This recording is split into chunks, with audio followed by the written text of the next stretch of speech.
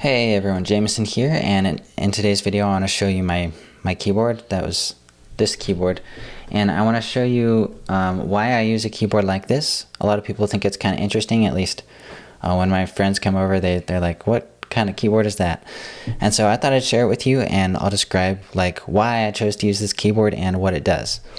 So first of all, the coolest feature is, of course, you can change the light color. Okay, so looking more at my screen here, I call the layout of like what the keys actually do the Dvorak Vim Programmer Minimal Strain layout. And the reason for that is because, well, first of all, it's based on the Dvorak keyboard layout, which is kind of more optimized for minimal strain. The layout was invented by somebody named Dvorak, supposedly, and it basically has like the most common keys on home row.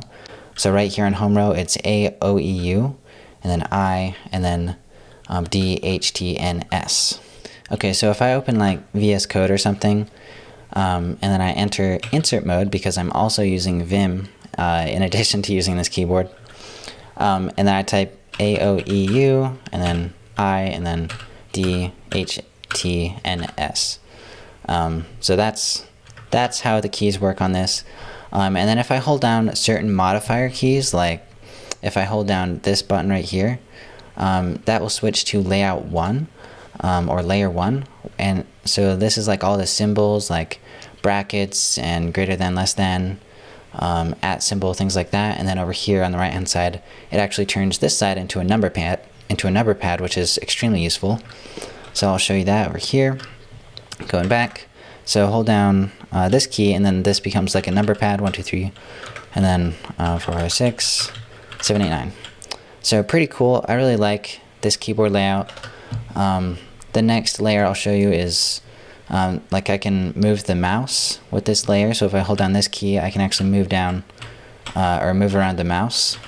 I don't really ever use that, but I saw that you could do this, and so I thought I'd just set up a layer for it. But mostly what I use this layer for is for the arrow keys. And that's kind of why it's called Vim, Vim Programmer layout, because the way these are set up is very similar to how like Vim users move around the cursor inside of a code editor. So if I hold down this, I can move around with the arrow keys like this. And so basically my hands are staying on home row like most of the time because the most common keys, including the arrow keys, are all on home row. And so that's essentially why it's called my minimal strain layout, because like when you type on the keyboard for too long, at least my hands get strained, and so this was designed to help me prevent that problem. Alright, the next layer is layer 3, and that has like the play button and things like that for music, and then also has all the function keys. I almost never use that layer. Layer 4 has like the different colors for the lights and things like that, or changing the hue around or disabling the lights. So that's when I hold down this button. I can turn on and off the lights. I can adjust their brightness, and I can change the hue. And then over here, layer 5 is it basically turns the keyboard into just a normal QWERTY keyboard.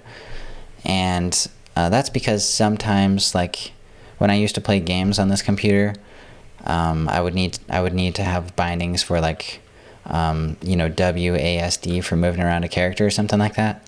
So it was really handy to just have this toggle button. If I just press this button, it turns into a regular keyboard, and then I press it again, and then it goes back. And the lights right here, they're behind this black tape. They indicate what layer you're on. I just turned them off because they kept blinking and it was just distracting me, so I just turned them off, or I'd covered them up.